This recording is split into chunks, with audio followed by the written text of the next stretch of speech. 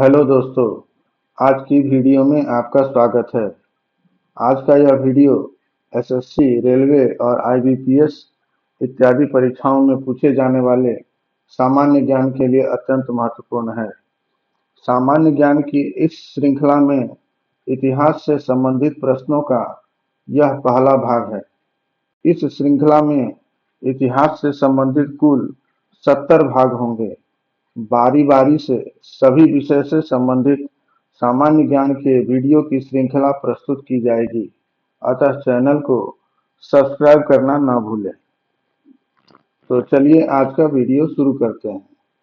आज का पहला प्रश्न है, पृथ्वीराज चौहान और मोहम्मद गौरी के बीच पहला युद्ध किस स्थान पर लड़ा गया था? और इस प्रश्न का सही उत्तर है तराइन। पृथ्वीराज चौहान और मोहम्मद गौरी के बीच पहला युद्ध 1191 ईस्वी में तराइन, जो वर्तमान में हरियाणा के तरावरी के पास स्थित है, के मैदान में लड़ा गया था। इस युद्ध में पृथ्वीराज चौहान ने विजय प्राप्त की थी। यह गौरी द्वारा भारत पर आक्रमण की शुरुआत थी। अगला प्रश्न है, आर्य समाज की स्थापना किसने की थी?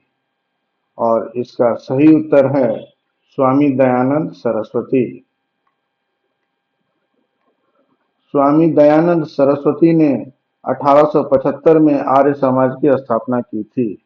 इसका उद्देश्य हिंदू धर्म को उसकी मूल वैदिक परंपराओं की ओर लौटाना और सामाजिक सुधार लाना था, जैसे जातिवाद और मूर्ति पूजा का विरोध। अगला प्रश्न है, किस मुगल सम्राट ने अपनी आत्मकथा फारसी भाषा में लिखी थी? और इसका सही उत्तर है जहांगीर।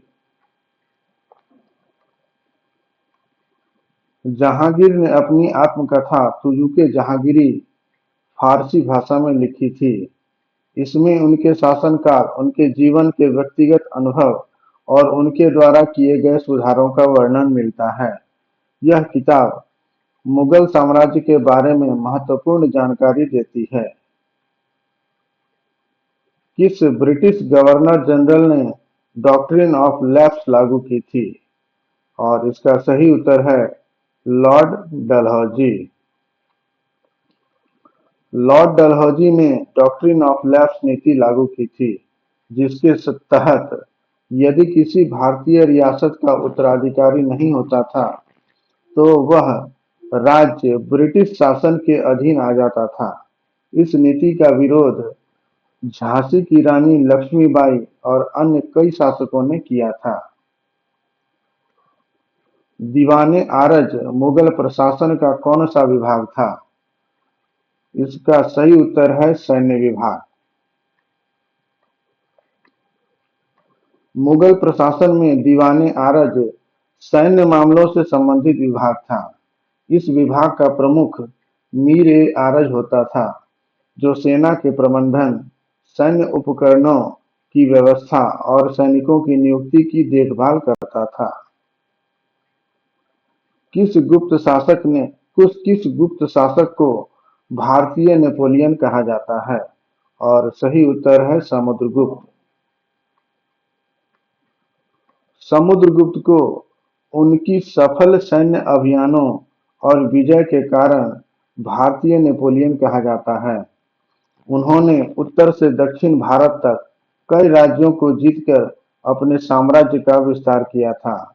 उनके शासनकाल में गुप्त साम्राज्य भारत के एक बड़े हिस्से पर नियंत्रण रखता था।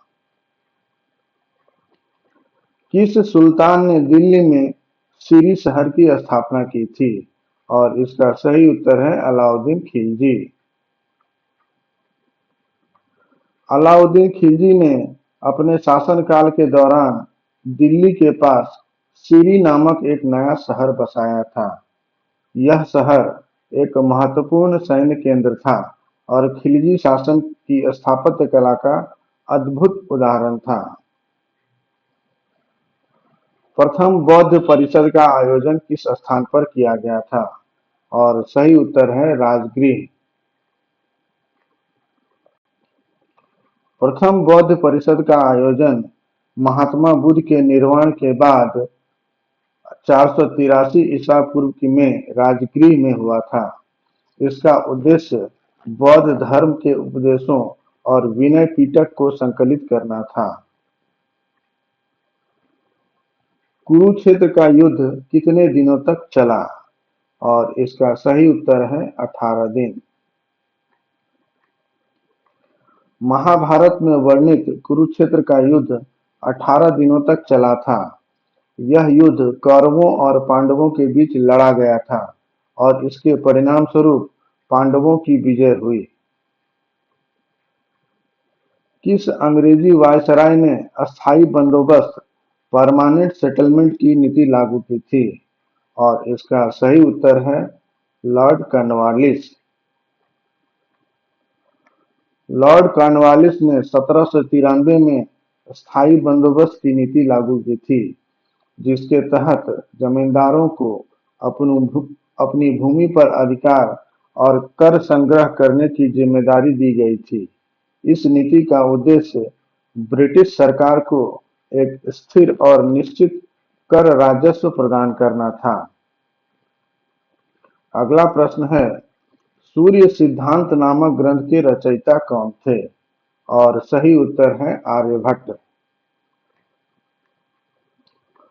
आर्यभट्ट ने सूर्य सिद्धांत नामक ग्रंथ की रचना की थी, जो प्राचीन भारतीय खगोल शास्त्र और गणित का एक महत्वपूर्ण ग्रंथ है।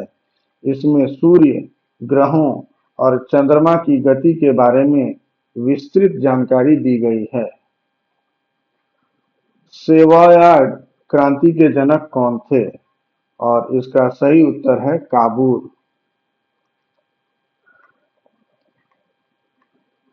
काबूर को सेवॉयड क्रांति का जनक माना जाता है।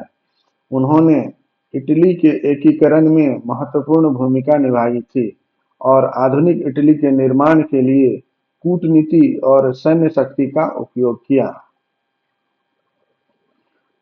किसने वहाबी आंदोलन का नेतृत्व किया था? और इसका सही उत्तर है सैयद अहमद बरेलवी। सैयद अहमद बरेलवी ने 19वीं सदी में वहाबी आंदोलन का नेतृत्व किया था। इसका उद्देश्य इस्लाम को उसकी शुद्ध अवस्था में वापस लाना और ब्रिटिश शासन के खिलाफ मुस्लिम समुदाय को संगठित करना था।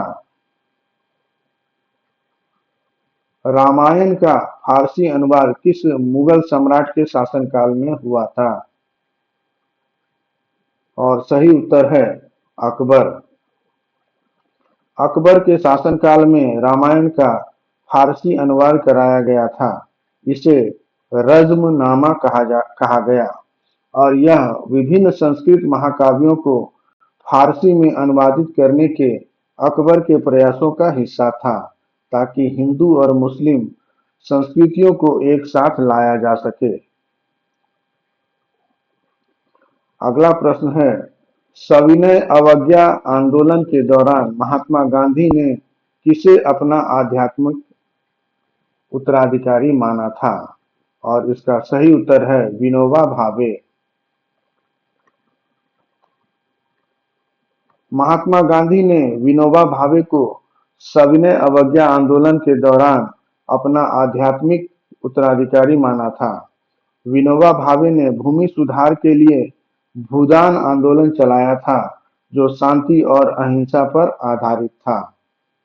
अगला प्रश्न है, सिंधु घाटी सभ्यता का मुख्य बंदरगाह स्थल कौन सा था? और इसका सही उत्तर है लोथल। लोथल सिंधु घाटी सभ्यता का प्रमुख बंदरगाह स्थल था। यह गुजरात के वर्तमान क्षेत्र में स्थित था और व्यापार के लिए महत्वपूर्ण केंद्र था। यहाँ जलमार्ग और गोदामों के अवशेष पाए गए हैं, जो इसे व्यापारिक गतिविधियों का केंद्र बनाते हैं। आज का अगला प्रश्न है, किसने अखिल भारतीय मुस्लिम लीग की स्थापना की थी? और इसका सही उत्तर है आगा खान। आगा खान और नवाब सलीमुल्लाह ने 1906 में ढाका में अखिल भारतीय मुस्लिम लीग की स्थापना की थी। इसका मुख्य उद्देश्य मुसलमानों के राजनीतिक अधिकारों की रक्षा करना और उनके हितों का प्रतिनिधित्व करना था। जजिया कर किस सुल्तान ने फिर से लागू किया था? और सही उत्तर है औरंगजेब। मुगल सम्राट औरंगजेब ने 1679 में जजिया कर, गैर मुसलमानों पर लगाया जाने वाला कर, को फिर से लागू किया था। यह कर हिंदुओं और अन्य गैर मुस्लिमों पर लगाया गया था, जो औरंगजेब की धार्मिक नीतियों के कठोर पक्ष का प्रतीक था। अशोक के शिलालेख किस लिपि में लिखे गए थे? और सही उत्तर है ब्राह्मी। अशोक के शिलालेख ब्राह्मी लिपि में लिखे गए थे। ब्राह्मी उस समय की एक प्रमुख लिपि थी और इसके माध्यम से अशोक ने अपने धर्मोपदेश और नैतिक संदेशों का प्रसार किया। आज का अंतिम प्रश्न है, नालंदा विश्वविद्यालय किस शासक के संरक्षण में स्थापित हुआ था? और इसका सही उत्तर है कुमारगुप्त प्रथम। नालंदा विश्वविद्यालय की स्थापना गुप्त सम्राट कुमारगुप्त प्रथम ने 5वीं सदी में की थी। यह प्राचीन भारत का एक प्रमुख शिक्षा केंद्र था, जहां दुनिया भर से विद्यार्थी अध्ययन के लिए आते थे। तो आज के लिए बस इतना ही। जय हिंद, जय भारत, नमस्कार।